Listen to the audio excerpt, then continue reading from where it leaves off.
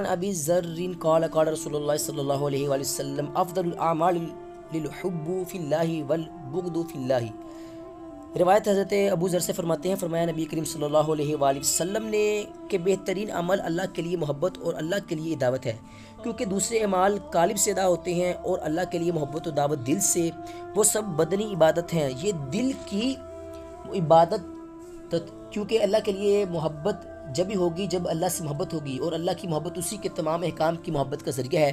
امام غزالی فرماتے ہیں کہ اگر کوئی شخص باورچی سے اس لیے محبت کرے کہ اس سے اچھا گمان پکوا کر، اچھا کھانا پکوا کر فقراء کو بانٹے تو یہ اللہ کے لیے محبت ہے۔ اگر عالم دین سے اس لیے محبت کرے کہ اس سے علم دین سیکھ کر دنیا کمائے تو یہ دنیا کے لیے محبت ہے۔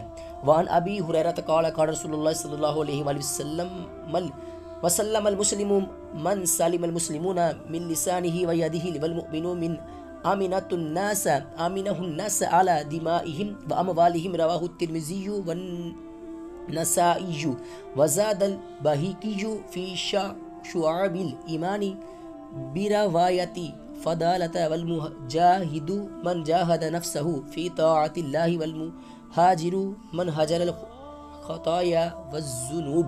روایت حضرت ابو ہریرہ رضی اللہ عنہ سے فرماتے ہیں کہ نبی کریم صلی اللہ علیہ وآلہ وسلم نے فرمایا، سچا مسلمان وہ جس کی زبان و ہاتھ سے مسلمان محفوظ رہیں، اور سچا مومن وہ جس سے لوگ اپنے خون و مال میں مطمئن رہیں۔ اسے امام ترمذی و نسائی نے روایت کیا ہے۔ بہقی نے شعب الایمان میں حضرت فضیلہ کی روایت سے یہ زیادتی کی کہ غازی وہ جو اللہ کی فرما برداری میں اپنے نفس سے مشقت لے، وہ، اور سچا مہاجر وہ جو خطا و گناہ چھوڑ دے،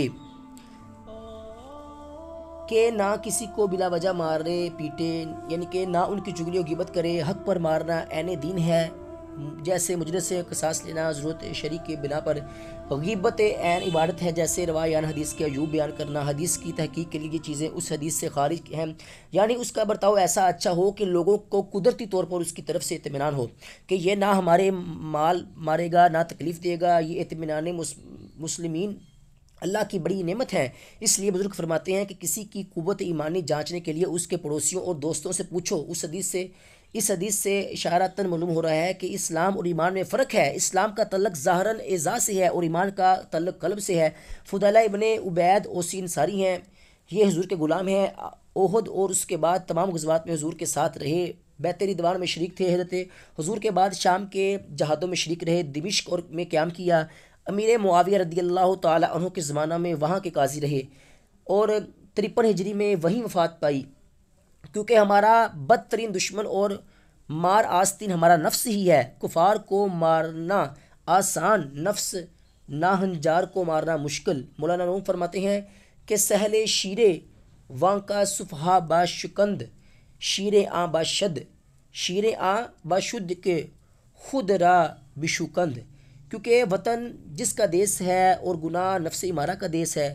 وطن عمر میں ایک بار چھوڑنا پڑتا ہے، اور یہ ہر لخطہ، یہاں خطا سے مراد چھوٹے گناہ ہیں اور ذنوب سے مراد بڑے گناہ ہیں۔ وعن انس قال کلما خطبنا رسول اللہ صلی اللہ علیہ وسلم الا قال لا ایمان لمن لا امانۃ له ولا دین لمن لا عہد له۔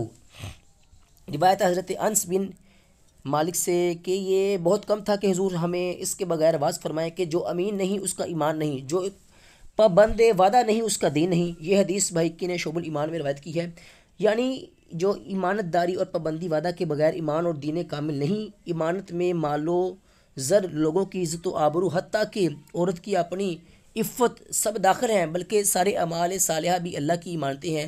حضور سے عشق و محبت حضور کی ایمانت ہے۔ رب فرماتا ہے انا عرضنا الامانۃ، بے شک ہم نے امانت پیش فرمائی۔ عہد میں میثاق کے دن رب سے عہد، بیعت کے وقت شیخ سے عہد، نکاح کے وقت خاوند یا بیوی سے عہد، جو جائز وعدہ دو سے کیا جائے یہ سب داخل ہیں۔